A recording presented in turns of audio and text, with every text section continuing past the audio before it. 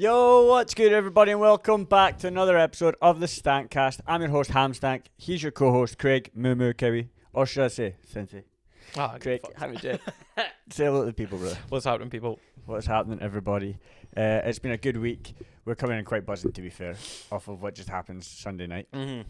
Oh, yes. Let's talk about that real quick. Gracias. Football did not come home. Is it fuck? See you later. On the boat. Yeah, Bye now. honestly, unbelievable. Thank fuck the Spanish did us a massive favour and beat the English 2-1 in the Euros final. I'm sure everyone's watched it, but I just want to take a second. Personally, congratulate them. Yeah, honestly. Come on, boys.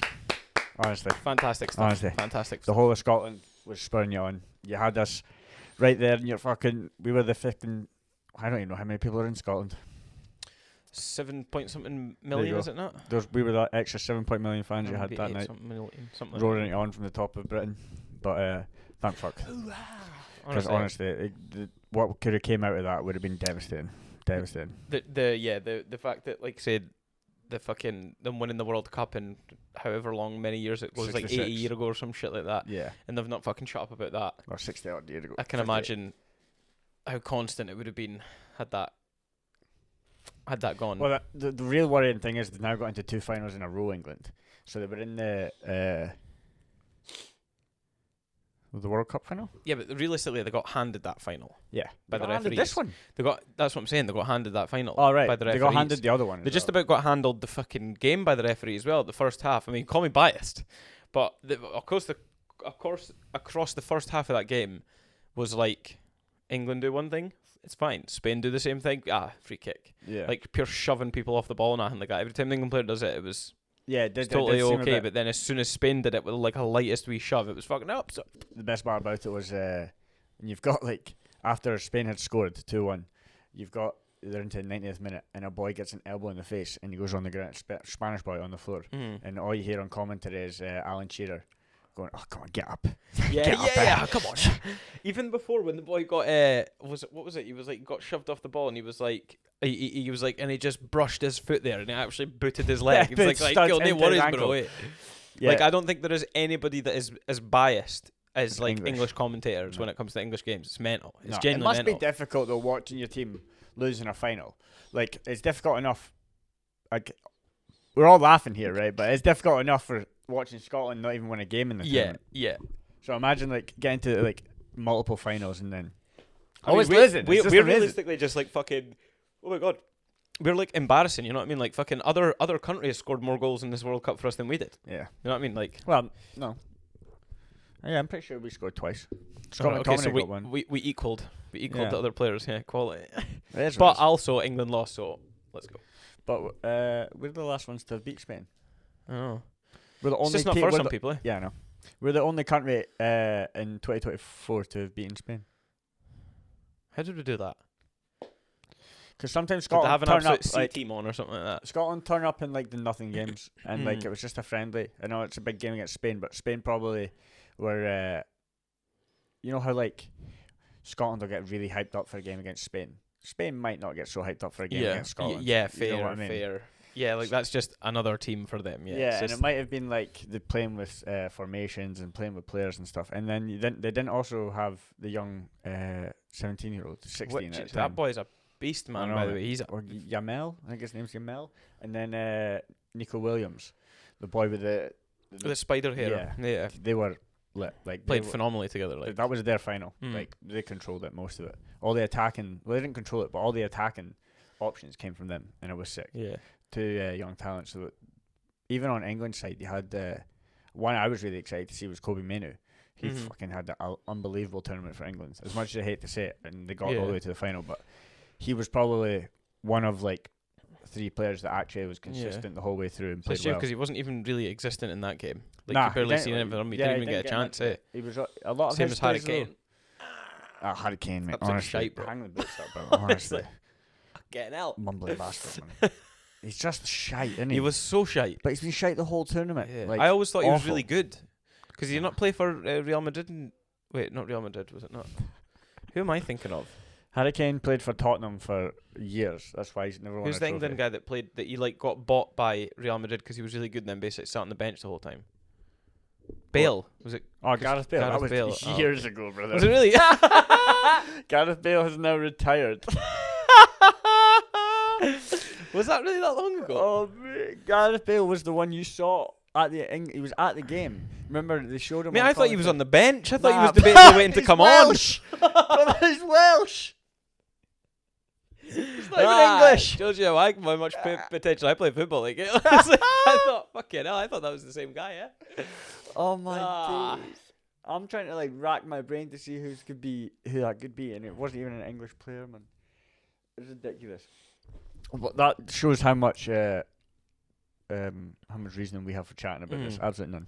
Yeah, but it's fun because like I can't lie. Like even though I'm not really a massive fan of football, especially last night, that's debatably one of the most I've gotten into a game in my life. Like honestly, like when they scored that first goal, honestly, about throwing things about the living room and that. Yeah, it was mental. Fucking class. It was actually good to see a team that we wanted to win again. Yeah, for once. I was 5 minutes away going making some sangria and I went into work this morning, and me and this girl Laura at front of house, she's quite into football as well, and she was coming in saying they were serving like tapas while they were watching it, and that with their Spain flags and everything. There was one of the pubs in Arbroath had like 6 Spain flags up, like on poles like sticking out from the pub and everything like that. That's fucking savage. It's mental. Like it's like. It's Some funny, part of right? me 'Cause they wonders don't even how- hate us that much. I don't know. Nah, they don't, mate. They don't. I'm telling you, they don't hate us as much as we hate them. They just don't. I don't know what it is. Yeah, well, I do know. I know exactly what it is. But there's few countries I feel like have so much hatred towards Another one. Is and do nothing about it. We're literally attached to them as well. Yeah, they're actually part of them. Yeah. That's great. I don't know why that. Well, I don't know. No, I've said that twice. Now. I know exactly why that is. Yeah, a lot of history. Yeah, a lot of history. But just another game for that. That game itself has not made history for England anyway. Thank fuck, because it could have been devastating for all of us. I'm just upset. I forgot about getting a Spain t-shirt. I was gonna wear a Spain top and I completely forgot about it. I should have asked somebody for one because I don't actually own a Spain top. No. No, why would I? Well, some of the tops are pretty sick, to be fair. Some of them are quite cool for like collectors. Yeah, I seen one that was really cool yesterday until I realised it was the women's one. But nice. Don't know if it fit you, flower bits at the side. I might have fit my tits like it. But figure. No, that was a big win for Spain. Thank fuck. Yeah. Honestly, the young boy got player of the tournament in that, so he's probably going to go on to have a big future. But I also wanted to touch on another topic with you. Did you see the news about Donald Trump? Bo got shot. I'm getting shot at. Yeah, I did. I absolutely did. So ear half cleaned off. Yeah, that's honestly right. Right, I'm going to pose a question. I'm going to pose a question, right, and whether or not we get to answer to it, right? Okay. I don't know if it's real or not. You know what I mean? Like, it could easily have been set up, and it could easily be real. Either way, that photo's goated. Yeah, Like, yeah, you can't. That's cold. Him doing that, it's cold as fuck. Yeah, like blood down his face, and that. I'm not even a Trump fan, like in the slightest. But that's a cold photo. Yeah, and if it has happened, it's cold. See, it's hard because I think, like, judging by his reaction, fucking hell, keep yawning. Oh, it's been a long day.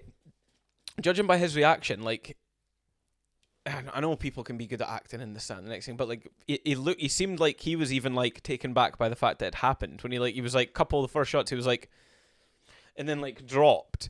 But then they were saying there was like interviews beforehand where people were telling police that there was a dude on the roof and that. Like there's a guy on the roof with a gun, and people were trying to tell the police for like 3-4 minutes before anything had happened, and then they're like, and there's actual videos of it, like somebody's got a video of their camera and they're pointing it and the boys climbing up the roof and everyone's like, officer, oh, there's a man on that roof, there's a guy on that roof with a gun, and they're like trying, nice they're just voices. Like well, I was gonna go super southern, but I thought I would fucking keep it nice, eh? But yeah, they're like, oh, do the southern voice, go on, do it. No. Go on, do it, please. There's a man on that roof. Yeah, they were just like shouting about how there was like some dude on the roof, and there was like a BBC interview or something like that of a guy being like 2 or 3 minutes before it being like, there's a guy on fucking the roof over there with a gun, like people pointed out and nothing happened. And then you see the pictures of like is it the FBI snipers or the American ones, like bang bang, and then they turn and start shooting. Like it looked like they had their eyes on him the whole time, like waited until he shot, which I kind of understand, because there's probably something to say that, like, obviously they can't shoot until it's actually a target. Yeah. Do you know what I mean? Like, until he's actually thingied it. But at the same time, if there's someone crawling up on a roof with a gun beside a presidential thing, you'd think they would have just like shot twice and asked questions later. Maybe. But that's also how you shot twice. Shot twice? Yeah, fuck it, shot him twice. That's not what I meant to say, but I'm rocking with it. Well, I did. I saw videos of like earlier like presidential stuff, like candidate promotional stuff, where like even the mention of somebody in the crowd having a gun, they got him off stage like, instantly. Yeah, Like the panic they had, and then it just didn't look like what would happen if a president had been shot at. Yeah, and like they broke the glass in that. Well, I think that's what apparently cut his face. The glass. Apparently the bullet smashed the glass and then a bit of the glass fired off and that's what's cut his face. Okay. So, because I seen a picture somebody posted and it was like Donald Trump with like a tunnel earring. Like, gone after it, eh? But yeah, apparently what I was seeing, I don't know if it's true again, but apparently it was like it hit the glass that was around him and the glass smashed and that's what like cut his face. But well, that's more believable than anything, to be fair. yeah, it's either that or it's like, it's hard to think that like somebody's like been paid to kill him because they probably would have got someone better than some 20-year-old that's clearly a very average shot. Mm-hmm. Do you know what I mean? But then obviously that would then make sense if they were doing it for the sake of like Donald Trump setting up himself to be like, oh, someone shot me and I survived. Like fuck Biden and all that and stuff like that. Because to be fair, one thing that's pretty wild is they were like comparing him to Hitler and shit like that, like in these election campaigns and stuff like that, and being brutal. But then somebody shot at him, and they're like, "Oh no, this is unacceptable. We never want this in our democracy. Like violence is never okay." Yeah. But like you were calling him Hitler before, and you're happy to like go and bomb a bunch of people in Israel and shit like that, and help do that. But apparently violence isn't okay. Like it makes it hard not to believe like there is some sketchy shit that goes on. There definitely is sketchy 100%. But like when you see stuff like that and it's just like filtered to you. And I don't want to really say like it's just based off those like shows you see, because that sounds really stupid, like basing it off like TV shows and that. But the stuff that happens in these TV shows, like it all has like legitimate. Like, what TV shows we're talking here? Like you put me on the spot here. I'm trying to think of like government TV shows, stuff that has like government officials and that. Oh, like like governments when they're doing dodgy stuff in the back. Yeah, I know what you mean. Yeah, like just when you see it in movies and stuff like that. I know there's one that's got like Gerard Butler when he has to save them from the White House is on. White House Down or something. No, Black Hawk Down. No, there's White House Down or White something. House on Fire. I was thinking it was White House on Fire. I can't think, but yeah. I know which one you're on about though. But you put me on the spot there for the government stuff. It's because I was genuinely confused, but I know what you're meaning now. Like like the government officials, like movies where there's government doing dodgy shit, and when you get like spoon fed that kind of stuff, it's almost like makes you think twice. But then, is the real world like that? Yeah, I get that. Yeah, but it is. I know. Yeah, I fully believe it is. Like stuff like the Prison Break was the one I was thinking of. I couldn't get the name out. All this like sneaky government stuff that they do in the back of like Prison Break, killing off people and just that's definitely the case. I know, they definitely like, kill off people, like for sure. But it's just, do you not think it's just wild? It is absolutely wild, mate. Like I say, I was reading a thing that were saying that like back in the days, if government officials were doing things like this, they'd get like fucking hung in the street. Do you know what I mean? They'd get shot by people. There was during the French Revolution when they tried to put like taxes up or whatever it was. They were like hanging the bankers in the streets because they were like, well, you're trying to fuck us, so we'll just kill you for it. And we're like, actually, the difference between rich and poor is even bigger now. Yeah. And we're just like, I don't know, like can't do much about it, can we? Do you know what I mean? Yeah. But not that I'm advocating for like killing people. The Purge. But at the same time, the Purge would be nice. I don't think anyone would come for us. Well, probably. You don't never know, like, eh? Yeah, true. There's definitely some dodgy people in our row as well. Yeah. You know something. I'm saying nothing.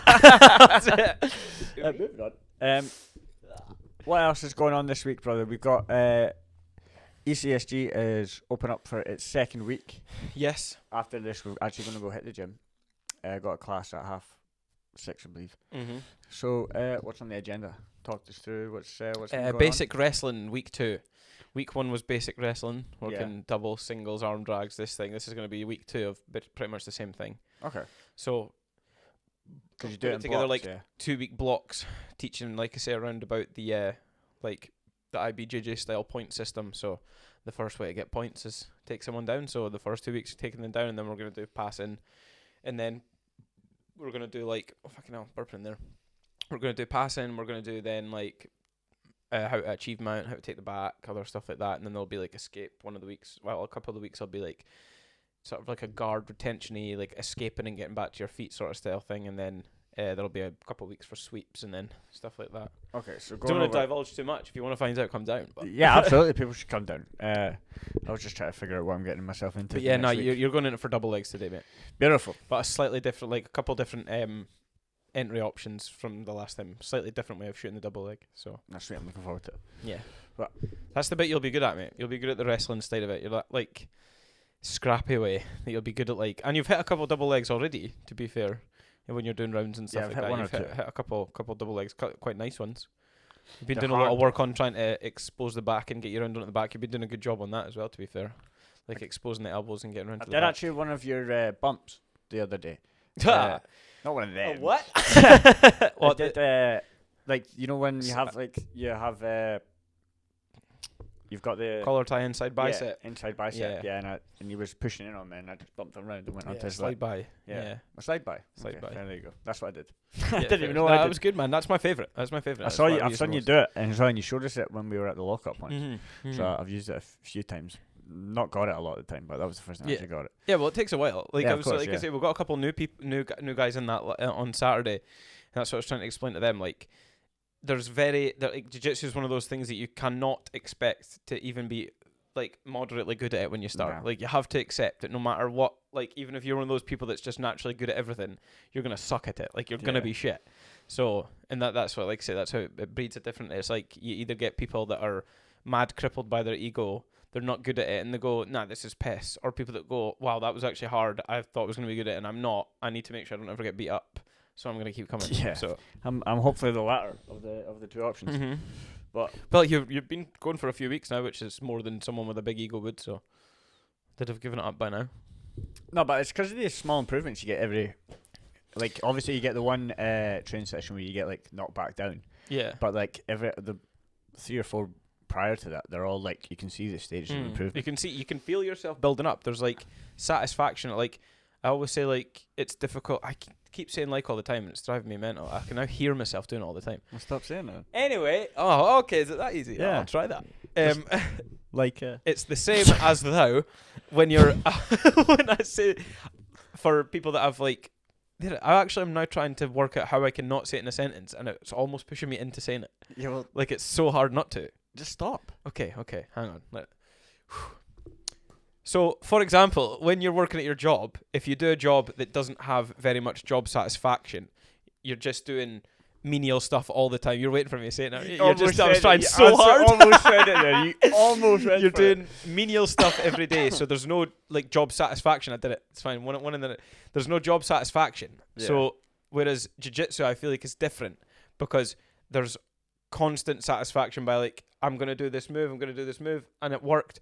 Okay, there's satisfaction there. Do you know what I mean? Yeah. And then occasionally, as you said, you'll get humbling sessions where nothing goes well and you get rinsed in your rounds and you're like, maybe I'm actually just dog shit at this. But then when you come back, you get the satisfaction again. It's always 2 steps forward, 1 step back. Like, that's the way it works. So it's like everything, but also like it heavily depends on who comes into the class as well. Like, if there's a lot of big boys in the class, it's a lot harder. Yeah, if you get a class full of guys that have trained a bit before and they're big, it's like, this is going to be a bad day for me. This is going to suck. Yeah, that's why I like to remain one of the big boys. It's like right at the start of the round, after we do all the, instructionals? Drills. Yeah, techniques, concepts, drills. Yeah. So once I've done all the technique work and we're then about to go into rounds, every time I just get up and look around and go, I'm about to get beat up for 25 minutes. Stretch yourself off like, this is going to be a rough one. I can't wait to not feel fucking anything in about 25 minutes. I liked it when Colin was in, because he was my size. yeah, and like quite similar. Like, he trained a little bit before at Jack's, but not to this extent that a lot of us have trained, like, not for as long. But I think, what was it you say there? That it's good being in that position, though, because I've always said it, and I've said it to all the guys. I think the best thing you can do for jiu-jitsu is have like a mad solid defense. Like, if you can be hard to submit, if you can have a guard that's hard to pass, if you can be you know what I mean, really scrappy from the bottom and just really difficult, then then that's going to play dividends later down the line, because somebody will eventually make a mistake. So it doesn't matter if they're constantly going, if your defensive work is good and you're not concerned, you're not scrambling and panic defending. If you're just being like, nope, I know my defense is good, defend, they will make a mistake, they will leave something out, and then you'll get on an attack and the sub will eventually show itself. Do you know what I mean? So obviously for IBJJF, we would rather it's not played like that for competitions, because there's points involved. Yeah. So ideally, and that's why it's more focused on being the top guy and stuff, because you don't want to really put yourself in a position to be basically just defending until the sub comes. But it's nice to know that if you're in that position, you will be able to, like, even if it's someone that's quite a lot better than you, you're like, okay, well, at least I know I'm gonna survive. Like, they're gonna have a real fucking hard time subbing me here. Do you know what I mean? And then I might get my opportunity. So yeah. So would you say that's like your biggest focus for someone starting off? Or would you say top pressure right now? Purely, I would say that the biggest focus for somebody like white belt level would be to try and constantly be in a position to be playing on the top. Mm-hmm. So, but that does have to involve having some level of defense from the bottom, so that if you do end up in that position, you know how to get back up and get onto top. Yeah, you know what I mean? Like, if you have a wrestling match and you're a white belt and the guy that's just a bit better wrestler than you, and you've got zero game from your back, you don't even know how, like, any sweeps, or you don't know how to frame properly to get back to your feet, then you're just going to be stuck on the bottom. And then, fair enough, your defense will be on point, so it's like you're not going to get subbed, but you're going to get scored on, and you're going to be on your back, and you're going to, like, not be in a good position. Mm-hmm. So that's what I said to you before. Like, ideally, you want to be on top all the time, especially as a white belt, and you want to be working on your passing, your takedowns, and stuff like that. It is, but that's why it's like when you get blue belt, it's like a reward. Like you finally get to stop. You finally stop getting to do all the really hard stuff, and you're gonna be like, I'll just actually sit down for this one. Okay, fair. So you've got to put in the graft to be allowed to sit on your arse. Yeah. It's like they always say your white belt's like an apprenticeship. Okay. And you've got to prove yourself. You've got to graft, and you've got to bust your ass, and then you get into your colored belts, and that's your apprenticeship. Then you're on the job, and then you've got to perfect your craft. You've got to work to get better. So, okay. But it's just more that there's so much to learn that, and I think to a certain extent, guard can be a little bit more tricky, because I think there's probably more variation in move options in guard, because there's so many different guards from the bottom. Do you know what I mean? I think it's just, and originally when jiu-jitsu, I think, first came about, it came from things like judo, and it came from, which was originally Japanese jiu-jitsu and stuff, which is, the idea is like throwing someone onto their back, arm locking them. Do you know what I mean? So the point is, you really do want to be the guy that's on top. Attacking, where the basic art comes from, you want to be the top player. Yeah, okay. And then it's more like sports jiu-jitsu is what's brought in. Obviously, defense. It's like the Gracies, the way they developed a guard game system, but it's like sports jiu-jitsu is where this whole like start sitting down kind of thing's coming from, and like leg locks from the bottom and all this fancy stuff. Do you know what I mean? That's where that's come from. So I think you're best at white belt to focus on like the fundamentals of jiu-jitsu.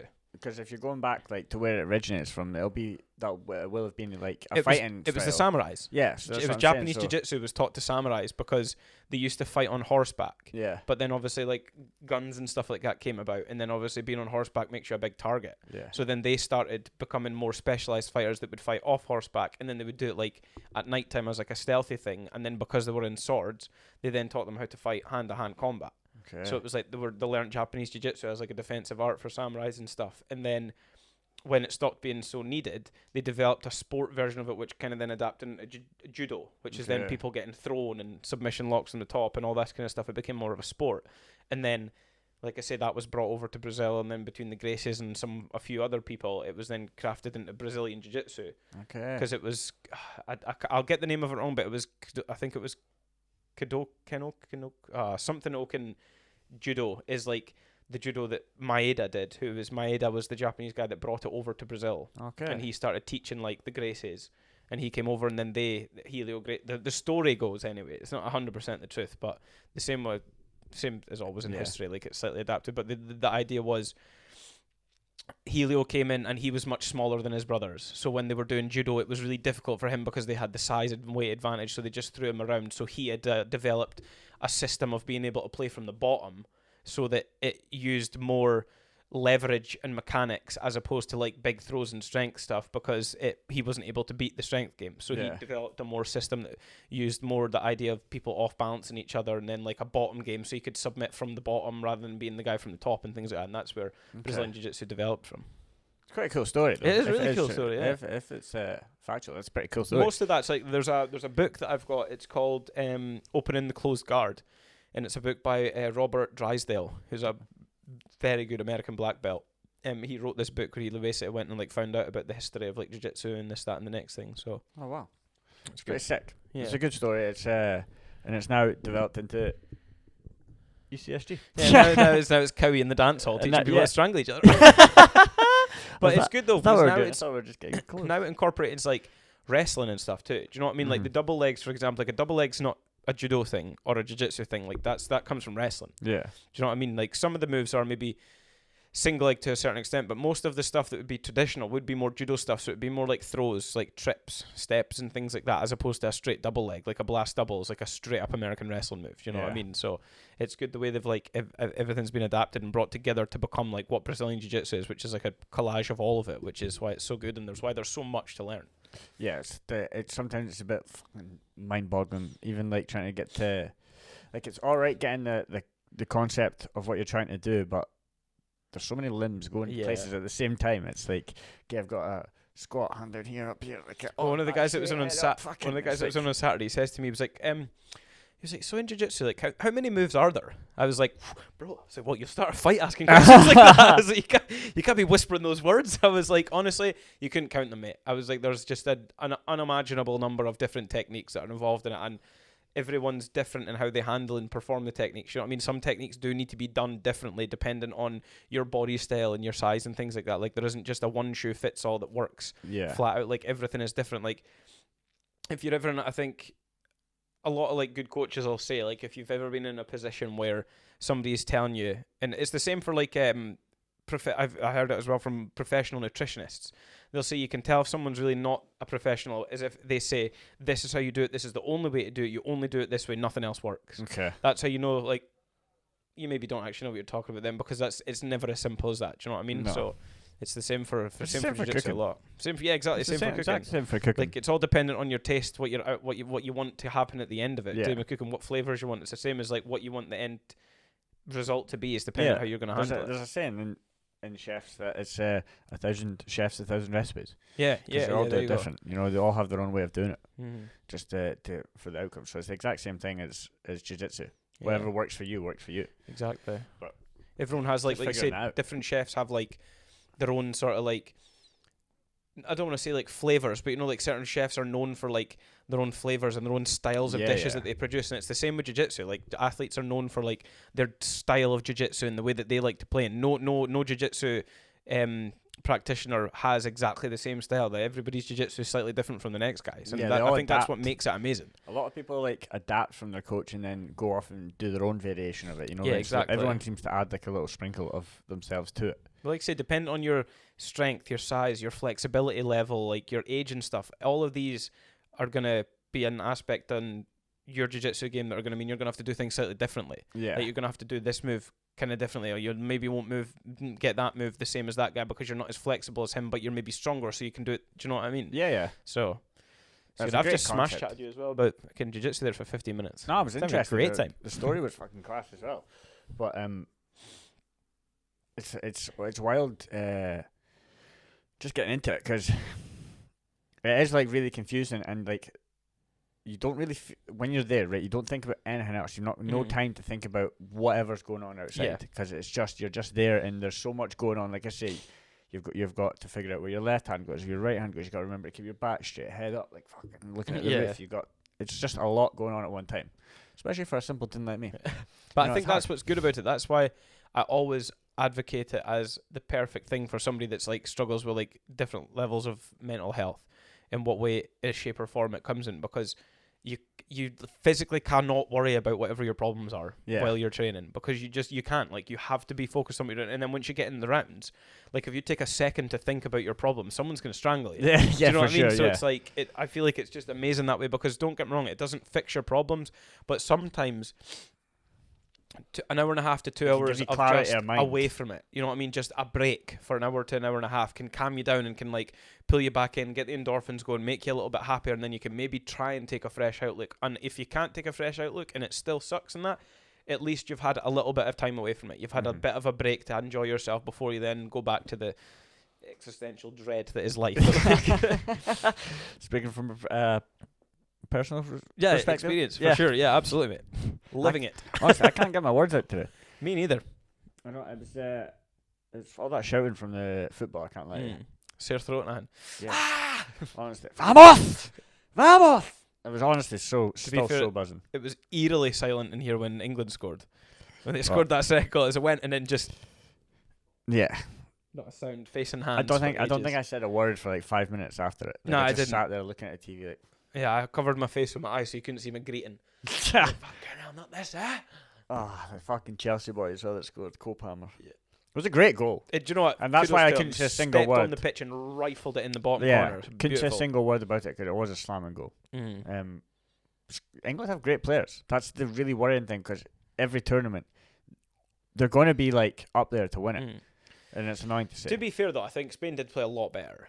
Like Spain were the best had team way in the whole more, tournament. way more fucking possession on the ball. Like they had so many more crosses, more that attacking been, options. Yeah, like they were just played. I think they more were just creative. way better. Yeah. Although the commentators were right about one thing: Spain, they do kind of panic when someone gets on a good attack on them. Like once they get into their in like Spain's back third, they do genuinely start to like panic, and it's very sporadic tackles, and it's very this, that, and the next thing, and they left themselves almost open for goals. No, they are like that's why changing up the Harry Kane because he didn't offer nothing for England up top. You he mean wasn't.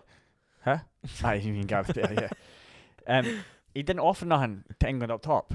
He's just standing still the whole time, and then you saw when they brought on Ollie Watkins. Marcus Rashford. Oh yeah. I just seen him from behind and thought. When they brought on Ollie Watkins, he was totally different. He was running in the back. He was chasing boys down, and it was a different. That's why England looked better.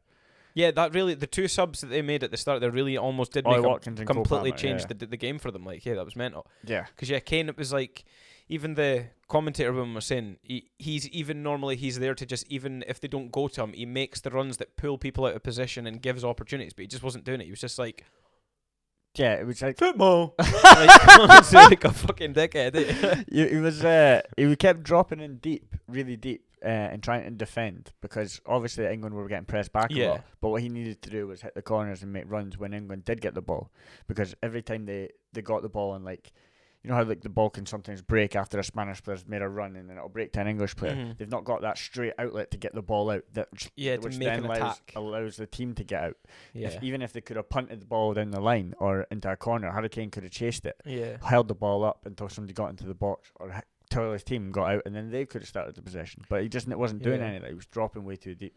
And I'm starting to understand football now. The more we watch it, I'm starting to understand what's going in slightly. I like the fact that we can now watch United games and the Euros. It's absolutely Sunday League shout-outs from me, though, for sure. The whole time. That's honestly. You sit and you scream like my father does. That's what I said. I self-admitted that when I was like, honestly, mate, I have no idea what I'm talking about, but I just can't help but shout at the TV. Like, I'm just like, fucking pass on the wing. I don't even know if the guy's open. Yes, in the centre. They're in the centre. So I'm like, bring it in, set, drive it in. And I've got no idea what I'm talking about, but it seems like the right thing to do when I'm watching. So I'm trying. It's actually entertaining watching you watch a game of football, because it's like watching a 60-year-old man watch a game of football. Mate, it's stressful. It feels like fucking a competition when your first match is 9:30. I'm like, fucking hell.